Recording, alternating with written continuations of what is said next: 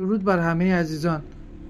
بیتپاد QCY رو مشاهده میکنید با مدل T13 ANC با گارانتی تارا همراه. 16 ماه گارانتی خدمات پس فروش داره.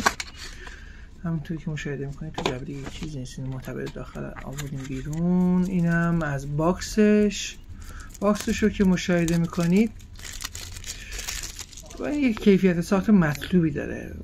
حقیقتا من که دارم میبینم و تستش هم که کردم کیفیت خوبیه.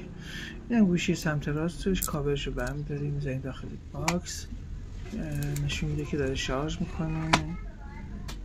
و اینکه این طرف هم سمت چپ همینطور از باکس که میارید بیرون آماده است که متصل بشه به گوشی.